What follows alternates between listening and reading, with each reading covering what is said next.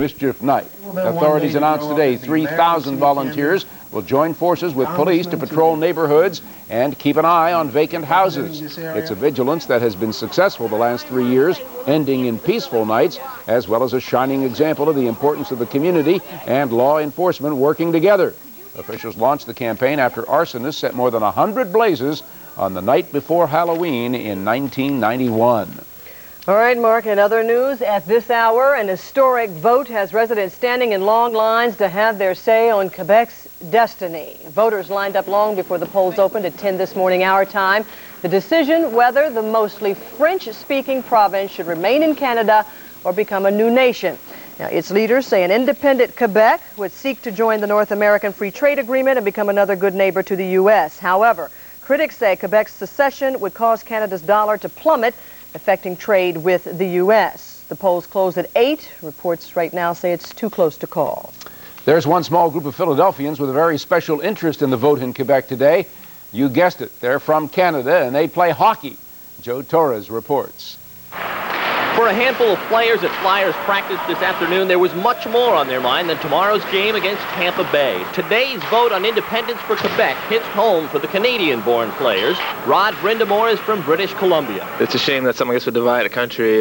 Canada's a pretty unique country, I thought, with the two cultures that they have, and now this, it's kind of a shame, and I hope it doesn't happen. In fact, a quick survey of the Flyers born in Canada revealed a unanimous decision. Not one of them would like to see their country split in two. Carl Dykhouse and goalie Dominic Roussel are both from Quebec. Both have family there and both received a ballot in the mail. But neither player will vote, saying they're not up to speed on all the issues. I've been living in the States now for the last 4 years, so it's really difficult to decide on the future of Quebec when you're not even living there. Canada is a great country, like the United States. It's a great country, and why bring trouble? From what I know, it should stay the same. After 26 years in the States, head coach Terry Murray admits he has no feel for how the vote will go. But the consensus among the Canadians here is they'd like their native country to be like their current country, united. I'm Joe Torres, Channel 6 Action News with the Flyers in Voorhees, New Jersey. And still to come. Quebec are heading to the polls by the millions today. They are deciding whether they want independence from Canada. A separatist victory could spell economic turmoil for Canada and perhaps its greatest political crisis. Now, if Quebec declares independence, Canada loses a quarter of its people and a sixth of its land. A vote to maintain the union could leave Quebec bitterly divided. Final polls show a dead heat. The results are expected after 10 o'clock tonight. The lady's name is Tanya. That's right, Hurricane Tanya is the 19th storm of the season, well over the average and eyeing a record. Tonight's AccuFacts file takes a look at the unusual tropical weather. The 19 hurricanes are the most since the Weather Service began naming the storms back in the 50s. It is also the second highest total on record. The most storms occurred back in 1933. We had 21 hurricanes. Forecasters have no way of knowing precisely why we've had such an unusual stormy year. Some point to El Nino, a warming in the Pacific that can cause dramatic weather changes. This year, sea surface temperatures have cooled, which in the past has often meant more hurricanes, but scientists don't fully understand why. The hurricane season ends on November 30th. Normally, we do not see many storms between now and then, but forecasters say there's a possibility the record could be broken this year. Conditions are still ripe for hurricanes to develop, and we may have a busier than normal November in the Caribbean. Stay tuned on that one. Stay tuned, too, for the podcast. More than just mischief. On occasion, it has been marked by vandalism and brazen violence. Well, tonight, police have enlisted help from all quarters of the community to keep things under control. New Jersey correspondent Kathy Gandolfo was live at 7th and State Streets in Camden. Kathy, what's the story there? Well, Jim, that's right. Right now, thousands of people around Camden are starting to gather at headquarters like this one, this police substation in North Camden. Before long, about 6:30, they will be fanning out, taking to the streets, and trying to patrol. They will do, hopefully, a good job as they've done the last several years, and their purpose, of course, is to keep a quiet mischief night. In response to over 100 arson fires in 1991, Camden residents and hundreds of police worked together the last 3 years to patrol the streets on Mischief Night and successfully prevent a repeat. A record 3,000 volunteers are expected on the streets tonight, alongside Camden Police and County Sheriff's officers. Mischief Night is an opportunity for us all to come together in mass, but our plan is to organize the community to respond on a nightly basis. These Camden school children carrying light sticks joined with city officials today to talk about the positive activities that will take place tonight and tomorrow. This evening at 7 p.m. at Melandra Hall, they'll be showing a Batman movie. And also the First Church of Deliverance will be having a play at 7 p.m. today. And then also community organizations will be having parties tomorrow. Part of what's called the Halloween Initiative is the Adopt a House program, in which residents keep an eye on vacant buildings that are easy targets for arsonists. In addition, several companies and groups have donated money, T-shirts, light sticks, cell phones for the street patrols, and even food. Well, we are back live now. I'm with Father Rick Malloy, who is from Holy Name Church, also a community activist. Father, you have been out here every Mischief night for the last 4. Your thoughts and your feelings about tonight? Well, we've had increasing success, and I hope tonight we continue to improve, and that someday we won't be doing this. But for now, it's a great community exercise, and it gives a lot of hope to people in the city, especially little kids like Estrella here. Okay. You're out here with your flashlight, and you're going to do some patrolling tonight with Father Malloy? Yes. Okay. I hope you have a good time, okay? And happy Halloween to you. I should point out that the curfew in Camden tonight is 10 o'clock, and you can be assured that it will be strictly enforced. Reporting live on the Action Cam from Camden, I'm Kathy Gandolfo. Thank you, Kathy. This was response day to allegations of sexual misconduct. Authorities say a Chevy Blazer was accelerating out of the toll booth for Lehigh County Sheriff Ron Helicopter. $1,000. How'd you like to get some of that back? Certainement. Say again? What do I have to do? Just get Sprint Cents International. Now, on top of simply great rates to countries around the world, you'll get cash back every year you're with Sprint, so it pays to stay. Really fabulous to get cash back. I would call more often. Oh, I'll go for a vacation. Cash is good. What are you going to do with the money you get back from Sprint? Call for Sprint Cents International. Now with cash back. The vote in Quebec that could split America's closest ally into 2 separate nations. For the tourist hotels of Florida, the timber mills of the Northwest, and the assembly lines of Detroit. The enormous economic consequences for Americans if Canada comes apart.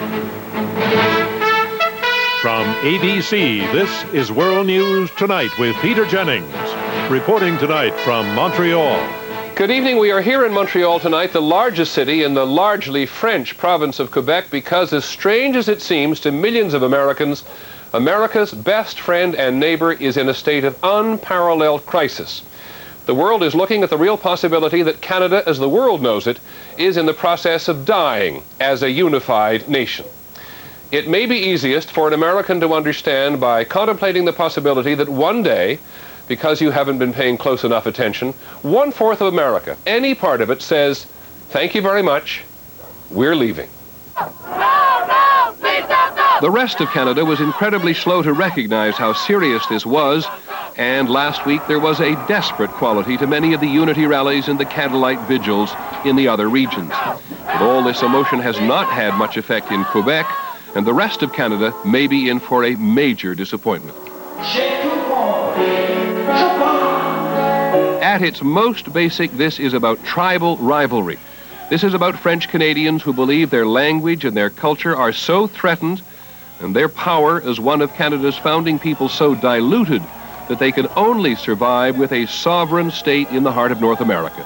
There was a time my grandfather lost the war against the English people. Today, it's like if I give back my country to my ancestor and to my son and to myself. That's what I feel. When the family breaks up, nobody wins, okay? Don't think you're gonna win. For English-speaking Canadians who came from Britain and 100 other countries over time, this is about keeping Canada united as one of the most respected and envied nations in the world. ABC's John McKenzie has been covering the voting today. Everybody votes today. Every vote counts. Let's go. Hours before the polls open, organizing committees all across the province issue their final marching orders. With the race too close to call, both sides, those for independence and those against, realize they must round up every vote they can. She's in a wheelchair, in the hospital, in isolation. She will go at any time. Her vote is very important to her. So please pick her up at the hospital. We need 2 vehicles to pick up 6 people at Park Haven. I'm very, very anxious. I'm very nervous. Within less than 12, 13 hours, our whole fate, our whole future is going to be decided, and it's a very, very scary feeling.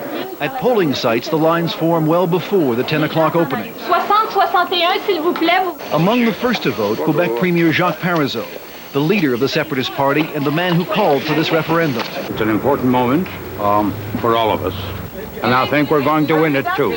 No prediction at the ballot box from Canada's Prime Minister Jean Chrétien, a Quebecer himself, struggling to keep Canada whole. Pascal Dupont is a 6th-generation French-Canadian, and if he has his way, the last. Today, he votes to make Quebec his country. Is this an emotional day for you? Very emotional, very emotional. It's a roller coaster. You walk into the room and you say, this is the big decision. I mean, you got that ballot, you got the question, is this what I really want? Just the whole process was hard, but, you know, I'm happy I did it. Why was it hard? In Canada, we have all the rights we want and stuff like that. We have great liberty and we have democracy, but then again, you know, you want something more. It's all about heart. It's all about pride. It's all about standing up for your culture, for your language. And I mean, that's what it's all about to me. But that is something millions of other Quebec voters today cannot understand. Canada's a great country, and it's real important that we keep it together. There's no wars, there's no crisis, you know, and it would just seem futile to break up this country when there's no real basis for it. I really feel devastated inside. I can't believe that we're actually here doing this. I can't believe it. Some Quebecers worried about the outcome of the vote are already transferring bank accounts out of the province. And some banks, wanting to avoid sparking any kind of panic among depositors, are stocking extra cash today in their Quebec branches. With the vote believed to be so close and emotion so high, the police in several Quebec cities, including here in Montreal, are going on emergency standby. With few exceptions, this has always been a civilized debate between English and French-speaking Canadians, but tonight no one is taking any chances. John Mackenzie, ABC News, Montreal. If the results tonight are as close as predicted, there is the promise of further chaos. And if the separatists win by whatever margin, the rest of Canada will have to come up with something pretty quickly. The federal government has no mandate from the rest of the country to negotiate the country's dissolution. The power struggles are not over. And when we come back, what the United States has to lose.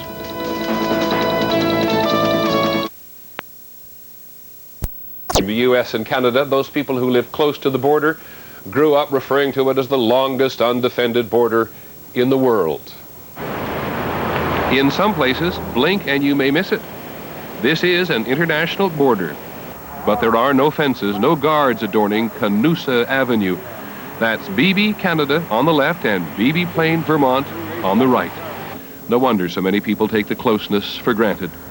3 miles down the road, the Haskell Free Library, built and paid for by a Canadian woman in 1901 who had an American husband. Mrs. Haskell decided to do something in his memory, and she thought it would be nice to build it straddling the border intentionally so that both countries could benefit from it. Canada and the United States live side by side like this from the Atlantic to the Pacific. But here in the Northeast, where the U.S. meets Quebec, this is an especially agonizing day. In the Haskell Public Library, you may find the book you want in Derby-lined Vermont, but you would check it out in Rock Island, Quebec, or the other way around, of course. One last time. There you go. They are sad in this neck of the woods today. I was singing Old Canada the other day and cried. It's even upsetting now. I can't imagine Canada without Quebec. Quebec is so much part of Canada. And every American government has always agreed the strongest Canada is a united Canada. I can tell you that a strong and united Canada has been a wonderful partner for the United States and an incredibly important and constructive citizen throughout the entire world. This is an essential relationship for both the U.S. and Canada, the most lucrative trading relationship between any two countries in the world. $275 billion worth of goods and services were exchanged between the U.S. and Canada last year. So Canada's crisis is America's. One great fear is a drop in the value of the Canadian dollar. which would make Canadian goods in the U.S. cheaper and American goods in Canada more expensive.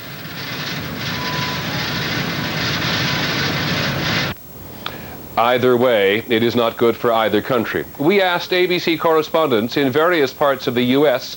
to be precise about some of the possible consequences. We begin with Lisa Stark, who's in Michigan. For 3 decades, new cars and auto parts have moved across the U.S. and Canadian border duty-free, no tariffs, helping U.S. manufacturers sell 930,000 cars in Canada last year, 208,000 in Quebec alone. It's enormously important. In fact, we consider Canada and the U.S. to be joined at the hip as far as being a domestic market.